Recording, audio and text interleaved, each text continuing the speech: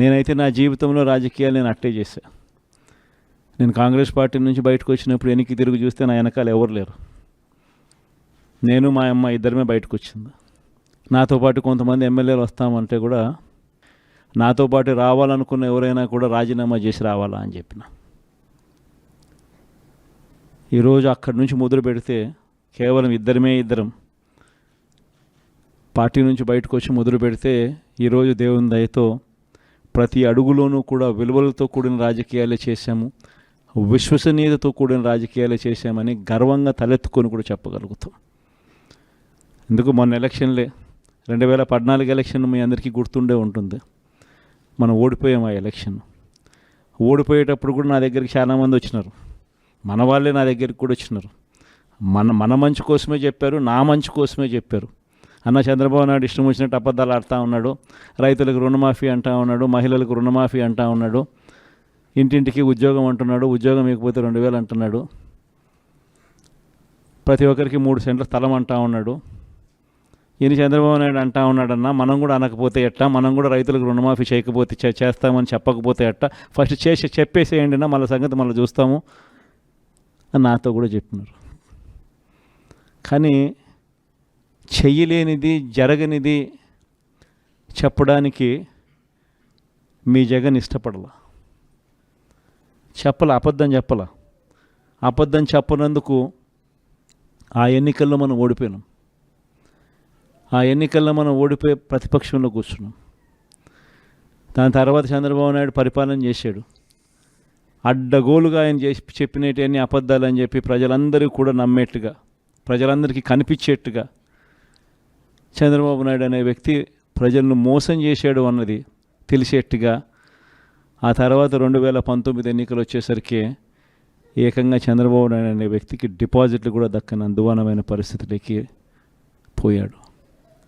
2019లో మనం అధికారంలోకి వచ్చినాం. మన మేనిఫెస్టోలో చెప్పింది ఏది కూడా పలాని మాట చెప్పినామనంటే ఒక్క మాట కూడా తప్పకుండా మొట్టమొదటిసారిగా రాజకీయాలలో విలువలంటే ఏమిటి, విశ్వసనీయత అంటే ఏమిటి అనే పదానికి మనం అర్థం తీసుకొస్తూ అడుగులు వేసాం మొట్టమొదటిసారిగా. ఇంతకుముందంతా మేనిఫెస్టో అంటే చెత్తబుట్టలో వేసే డాక్యుమెంట్. మొట్టమొదటిసారిగా మేనిఫెస్టో అంటే చెత్తబుట్టలో వేసే డాక్యుమెంట్ కాదు. మేనిఫెస్టో అని అంటే ఒక బైబిలు, ఒక భగవద్గీత, ఒక ఖురాన్ అని చెప్పి మొట్టమొదటిగా నిర్వచనం మారుస్తూ చెప్పిన ప్రతి మాట కూడా నెరవేర్చాం. ఒక 10% జనాభాలు మాత్రం చంద్రబాబు నాయుడు మోసాన్ని నమ్మారు. చంద్రబాబు నాయుడు క్యాంపెయినింగ్ ఇంటింటికి పోయినప్పుడు వాళ్ళ ఎమ్మెల్యేలు చేసిన క్యాంపెయిన్ పిల్లలు కనపడితే నీకు 15,000, నీకు 15,000, నీకు 15,000, నీకు 15,000 సంతోషమా అని అడిగే క్యాంపెయిన్. వాళ్ళ అమ్మ కనపడితే నీకు 18,000 సంతోషమా అని అడిగే క్యాంపెయిన్. వాళ్ళ ఇంట్లో ఇంకొక ఆడవాళ్ళు కనపడితే నీకు మళ్ళీ 18,000 సంతోషమా అని అడిగే క్యాంపెయిన్. వాళ్ళ ఇంట్లో ముసలోళ్ళు ఎవరైనా బయటకు వస్తే నీకు నెలకు 4,000 పెన్షన్ సంతోషమా అని అడిగే క్యాంపెయిన్. ఈ క్యాంపెయిన్తో, ఈ మోసంతో, ఈ ఆశతో ఓ 10% జనాదులు మన దగ్గర నుంచి దూరం అయ్యారు. కానీ మళ్ళీ ఏమైంది? మళ్ళీ చంద్రబాబు నాయుడు పాలన వచ్చింది. మళ్ళీ ఇదే చూస్తూ ఉన్నాం. ఈరోజు 22 నెలలు అయిపోయింది. స్కూళ్ళు తెరిచినాయి, పిల్లలు బళ్ళకు పోతూ ఉన్నారు. కనీసం జగనే ఉంటే కనీసం అమ్మఒడి కింద 15,000 ఈ పాటికి జగన్ ఉంటే వేసి ఉండేవాడు. ఆ 15,000 బాయా, ఈయన నీకు 15,000, నీకు 15,000, నీకు 15,000 అని ఇస్తానని చెప్పి అది బాయా. వ్యవసాయ పనులు ముమ్మరంగా సాగుతూ ఉన్నాయి. జగనే ఉంటే రైతు భరోసా కింద 13,500 చేతిలో పడేది. జగనే ఉంటే చంద్రబాబు వచ్చాడు, 20,000 ఇస్తానన్నాడు. ఆ 13,500 బాయా, ఆ 20,000 బాయా. ఈరోజు రాష్ట్రంలో ఉన్న పరిస్థితి జగనే ఉంటే పెద్ద చదువులు చదువుతూ ఉన్న పిల్లలందరికీ పూర్తి ఫీజు రీయింబర్స్మెంట్ కింద ప్రతి త్రైమాసికం అయిపోతూనే ప్రతి 3 నెలలకు ఒకసారి ఆ 3 నెలలు అయిపోయిన వెంటనే ఫీజులు జమ అయ్యేటి.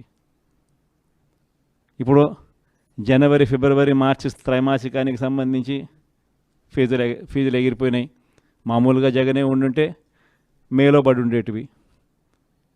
అది బాయా. ఆ పిల్లలు రేపొద్దున ఇంజనీరింగ్ చదువుతున్న పిల్లలు, డిగ్రీ చదువుతూ ఉన్న పిల్లలు, వీళ్ళందరికీ ఫీజులు కట్టడానికి ఫీజులు కూడా చెల్లించలేని పరిస్థితిలో ఆ పిల్లలు బళ్ళకు పోతూ ఉన్నారు, కాలేజీలకు పోతూ ఉన్నారు. కాలేజీలు ఆ పిల్లలందరినీ కూడా నువ్వు ఫీజులు కట్టకపోతే కాలేజీలో టీసీ తీసుకుని వెళ్ళిపోమని చెప్తా ఉన్నారు. వసతి దీవెన ఎగిరిపాయి. ఏప్రిల్లో జగనే ఉండింటే వసతి దీవెన కింద ప్రతి తల్లికి సహాయం అందేది ఆ పిల్లాడు చదువుల కోసం, అది ఎగిరిపాయి. పొదుపు సంఘాలకు చెల్లెమ్మలకు అందరికీ ఏప్రిల్లో 0 వడ్డీ డబ్బులు పడేటివి, అది ఎగిరిపోయి. నేను చెప్పేది ఒకటే చెప్తా ఉన్నా, ఏదైనా కూడా మోసం, అబద్ధాలు, అధర్మంతో చేసే ఏ పాలనైనా కూడా ఎక్కువ రోజులు ఉండదు. మనం చేసింది ఏదైనా కూడా ఈరోజు తలెత్తుకొని పోగలుగుతాం, తలెత్తుకొని గర్వంగా ప్రతి ఇంటికి పోగలుగుతాం.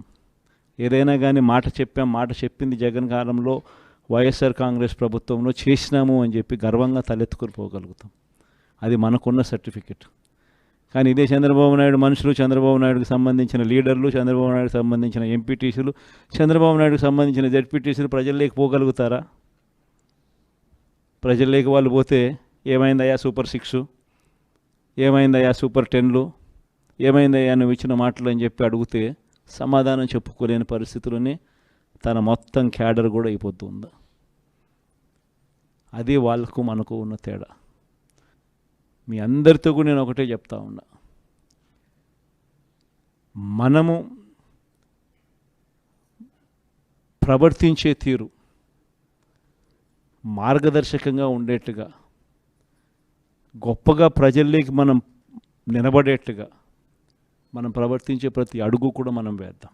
నా దగ్గర నుంచి మీ దగ్గర దాకా. తెలుగుదేశం పార్టీ చేస్తూ ఉన్న ఈ కొనుగోలు కార్యక్రమాలు కానీ, ఈ ప్రలోభాలు పెట్టే కార్యక్రమాలు కానీ, వీటి ఎవ్వడికి కూడా దయచేసి లొంగకండి. నేను ఒకటి చెప్తా ఉన్నా, జగన్ పలావ్ పెట్టినాడు, చంద్రబాబు బిర్యానీ పెడతానన్నాడు. చంద్రబాబు నమ్మి ఓటేసినారు. బిర్యానీ బాయా, పలావ్ బాయా, లాస్ట్కు పస్తు పండుకోవాల్సిన పరిస్థితి. చంద్రబాబును నమ్ముకుంటే ఎక్కడైనా ప్రజలైనా అంతే, నాయకులైనా అంతే. ఇంతకుముందు మన పార్టీ నుంచి 23 మంది ఎమ్మెల్యేలను తీసుకున్నారు, 3 ఎంపీలను తీసుకున్నారు. ఆ 23 మంది ఎమ్మెల్యేలలో ఎంతమంది టికెట్లు ఇచ్చినాడు? నాకు తెలిసి 3కి. ఆ 23 మంది ఎమ్మెల్యేలను తీసుకునేటప్పుడు ఒక్కొక్కరికి ఎంత ఇస్తామన్నాడు? ఒక్కొక్కరికి 20 కోట్లు. ఇచ్చింది ఎంత? అడ్వాన్సు. దాని తర్వాత వాళ్ళు ఆ పక్క పోయిన వాళ్ళు అందరూ అన్న మీ దగ్గరికి వచ్చేస్తామన్నా మేమంతా అని చెప్పి మళ్ళీ నాకు ఫోన్ చేసినారు. ప్రజల్లో ఒకసారి జారిపోయిన తర్వాత మళ్ళీ వెనక్కి వచ్చినారంటే ప్రజల్లో ఆ రెస్పెక్ట్ పోతుంది, ఆ విలువలు పోతాయి, ప్రజలు ఇచ్చే గౌరవం పోతుంది. కాబట్టి వాళ్ళని మనం కూడా తీసుకోలేకపోయినాం. వాళ్ళ రాజకీయ జీవితాలు ఏమైపోయినాయి? అందరూ సున్నాలు అయిపోయి ఇంట్లో కూర్చొని ఉన్నారు. ప్రతి ఒక్కరూ కూడా ఈ విషయాలన్నీ గుర్తుపెట్టుకోండి. రాజకీయాలలో ఎప్పుడూ షార్ట్ కట్ ఉంటుంది, లాంగ్ కట్, దూరం దారి ఉంటుంది, షార్ట్ కట్ ఉంటుంది. షార్ట్ కట్ ఎప్పుడు తీసుకోవద్దండి. రాజకీయాలలో ఏ రోజైనా కూడా నిలబడాలి అని అంటే, ప్రజల మన్ననలు ఉండాలి అని అంటే, ప్రజల్లో గౌరవం ఉండాలి అని అంటే, కష్టమైనా కూడా మనం తీసుకునే దారి విలువలతో కూడిన దారి, విశ్వసనీయతతో కూడిన దారి తీసుకోవాలి. ఇదే నేను పాటిస్తాను. నేను మీ అందరి దగ్గర నుంచి కూడా ఇదే ఉండాలని ఆశిస్తాను. వైఎస్ఆర్సీపీ కార్యకర్త ఏదైనా కానీ ప్రజలు లేకపోతే కాలర్ ఎగరేసుకొని చెప్పాలి, పలాని మాట చెప్పినాం, పలాని మేము నెరవేర్చినాం అని చెప్పి. మాలో అబద్ధాలు ఉండవు, మాలో మోసాలు ఉండవు, మాలో కల్మషం ఉండదు అని చెప్పి. అది వైఎస్ఆర్సీపీ